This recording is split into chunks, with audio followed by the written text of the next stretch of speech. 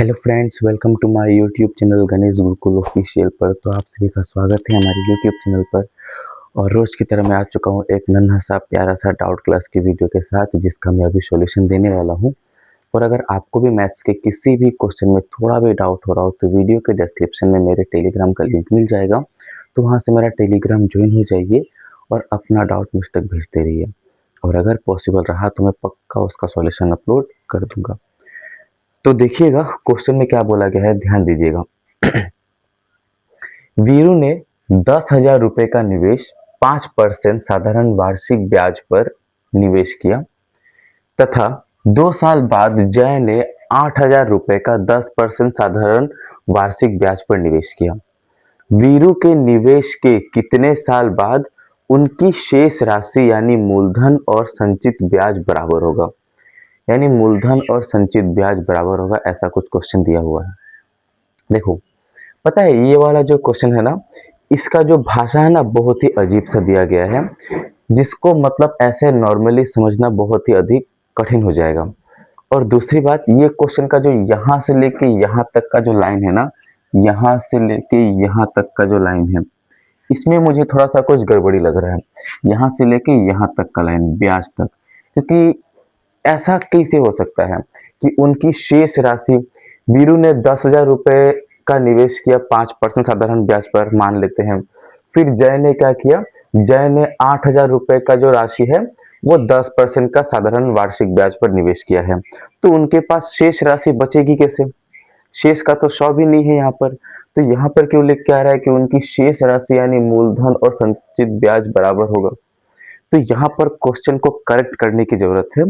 यहाँ पर ऐसा बोलना चाहिए कि कितने साल बाद, वीरू के निवेश के कितने साल बाद उनकी शेष नहीं, कुल राशि, उनकी कुल राशि यानी ये मूलधन और संचित ब्याज लिख के ना यहाँ पर बीच में लगा देना चाहिए था उनको प्लस, ताकि मालूम चले कि उनकी कुल राशि यानी मूलधन प्लस संचित ब्याज बराबर होगा। यानी कब उन लोग का अमाउंट जो है ना, कब उन लोग का अमाउंट इक्वल होगा, ये वाला यहाँ पर बोला गया है। कब उन लोगों का अमाउंट जो है वो क्या होगा, इक्वल होगा। देखो, मूलधन जो हम लोग बैंक में पैसा डालते हैं और संचित ब्याज जो बैंक हमें इंटरेस्ट देती है, जो ब्याज हमें मिलता है, तो मूलधन और ब्याज दोनों को मिला दो, दोनों को प्लस कर दो, तो मुझे क्या मिलता है, अमाउंट मिलता है। यानी इस वाले क्वेश्चन से पूरा साफ पता चल रहा है कि अमाउंट इक्वल अमाउंट का खेल है। क्लियर? अब देखो, ये क्वेश्चन को पढ़ के ना मुझे कैसे पता चला कि ये वाला क्वेश्चन थोड़ा रॉन्ग है। तो पहले मैंने बता दिया कि यहाँ पर शेष जो शब्द का उपयोग हुआ है वो बेकार यूज हुआ है। ठीक है, तो मैंने सोचा कि 100% तो फिर क्वेश्चन में कुछ ना कुछ गड़बड़ी है। तो मैंने ऐसे मतलब बहुत ही टाइप से ट्राई किया, तो मेरा आंसर नहीं बन रहा था। तो जब बाद में मैंने इसको इक्वल अमाउंट का केस समझ के पढ़ा, मैंने इस शेष को देखा ही नहीं। मैंने सोचा कि चलो इस क्वेश्चन को थोड़ा सा अलग टाइप से सोच के पढ़ते हैं, क्योंकि हो सकता है कि क्वेश्चन रॉन्ग हो। तो मैंने इक्वल अमाउंट के टाइप से इसको मैंने सॉल्व किया ना, तो बहुत ही आराम से आंसर आ गया। तो वही बात है कि क्वेश्चन को एक बार पढ़ के ना उसका थोड़ा सा डीप में जाना जरूरी होता है। तो आप सभी को भी पता चल गया होगा कि मूलधन प्लस संचित ब्याज यानी हमसे इक्वल अमाउंट का केस पूछा है। अब देखो, सिंपल सा बात है, ध्यान देना। हम सभी को पता है कि अमाउंट क्या होता है। अमाउंट मतलब होता है प्रिंसिपल प्लस एसआई। जितना आपने इन्वेस्ट किया और ये एसआई जितना आपको ब्याज मिला, इन दोनों को जोड़ने पर मुझे क्या मिलता है, अमाउंट मिलता है। क्लियर? अब देखो, यहाँ पर बनाने के लिए हमारे पास बहुत सारे तरीके हो जाएंगे। एक तो ऐसा है, आप पहले वीरू का डाटा लिख लो। यहाँ पर लिखते हैं वीरू। वीरू का प्रिंसिपल कितना है, 10,000 है। ओके, रेट कितना है, रेट है इसका 5%। वीरू का बता रहा हूं। हाँ, वीरू का प्रिंसिपल कितना है, 10,000, रेट कितना है, 5%, साधारण वार्षिक ब्याज पर निवेश किया। ठीक है, अब देखो यहाँ पर जो टाइम जो है ना वो वीरू का नहीं दिया गया है, तो उसको हम लोग के मान लेते हैं। ठीक है ना? फिर क्या बोलता है, 2 साल बाद जय ने 8,000 रुपए का 10% साधारण वार्षिक ब्याज पर निवेश किया है। यानी सेम टू सेम यहाँ पर अब आ चुका है, कौन, जय आ चुका है। और जय का प्रिंसिपल कितना है, 8,000 है। ओके, जय का रेट कितना है, क्वेश्चन में दिया गया है कि जय का रेट कितना है, 10% का रेट है जय का। और बस यहाँ पर जो टाइम का क्या बोला गया है समझना, 2 साल बाद, यानी वीरू ने अगर पूरा के साल के लिए दिया होगा, मान लो कि वीरू ने पूरा 12 साल के लिए दिया, चलो 14 साल के लिए दिया, तो वहां पर उसके बाद जो कौन आया है, जय, जय 2 साल बाद आया है। तो वीरू अगर 14 साल के लिए दे रहा है तो जय कितना साल के लिए देगा, 14 में से 2 माइनस कर दो, यानी 12 साल के लिए।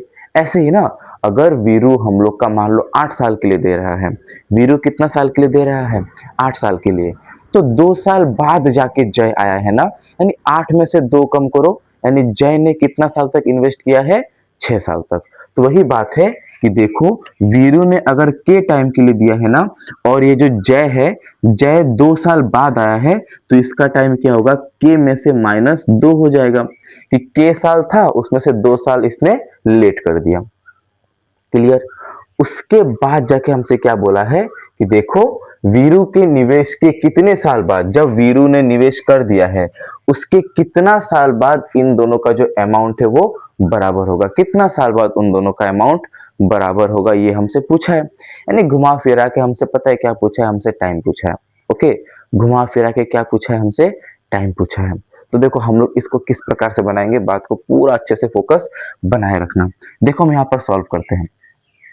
हमको पता है, देखो और एक चीज अगर आपको सिंपल इंटरेस्ट में अच्छे से पता होगा कि देखो, आपका अगर प्रिंसिपल है मान लो 800, और रेट है मान लो आपका मान लो रेट है आपका 10%, और टाइम है आपका मान लो 2 साल।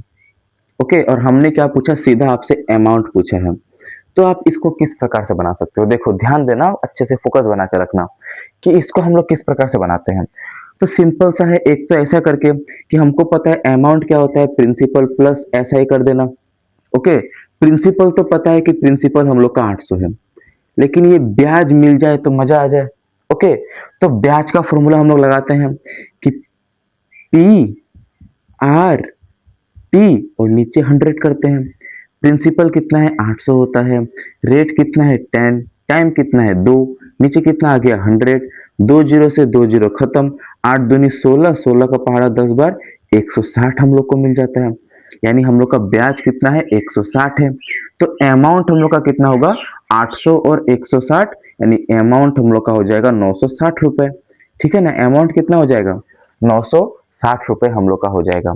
तो एक तो हम लोग इस प्रकार से बनाते हैं, लेकिन हमने बोला है कि इस प्रकार से भी बना सकते हो, बहुत ही आराम से आ जाएगा। और दूसरा मैंने बोला है कि एक ट्रिक भी मैंने आप सभी को दे रखा है कि याद रखना, अमाउंट क्या होता है, प्रिंसिपल प्लस एसआई।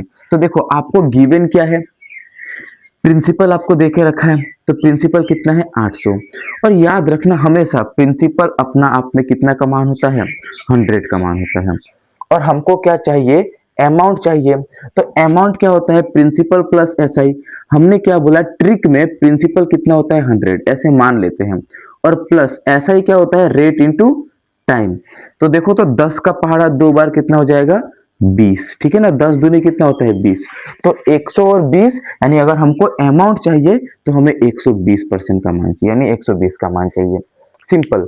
आप ऐसे ही बोल सकते हो कि 10 का पहाड़ा 2 बार में कितना हो गया 20, तो 100 में 20 बढ़ा दो, यानी हमें 120 का मान चाहिए। बस काट लो इसको, 2 जीरो से 2 जीरो खत्म, 12 8 कितना होता है 96, और 1 जीरो, तो आराम से आपका अमाउंट एक बार में आ जाता है। क्लियर, आपका अमाउंट आराम से एक बार में आ जाता है। तो हम लोगों ने यहाँ पर क्या किया, हम लोगों ने यहाँ पर बोला कि प्रिंसिपल हमेशा 100 का मान होता है, और इनटू अगर आपसे अमाउंट पूछा है तो 100 के साथ प्लस कर देना रेट इंटू टाइम को, 100 प्लस रेट इंटू टाइम कर देना, तो आपको सीधा सीधी क्या मिल जाएगा, अमाउंट आपको मिल जाएगा। एक तो ये है, और एक दूसरा बहुत सिंपल सा जो बहुत ही बरसों से प्रथा चलती आ रही है कि प्रिंसिपल प्लस एसआई हम लोग का अमाउंट होता है। तो हम लोग इसको लिखते कैसे हैं कि प्रिंसिपल प्लस ये एसआई का जगह में हम लोग लिखते हैं कि पी आर टी और नीचे 100, तब जाके हम लोग बोलते हैं कि ये वाला हम लोग का अमाउंट के बराबर है।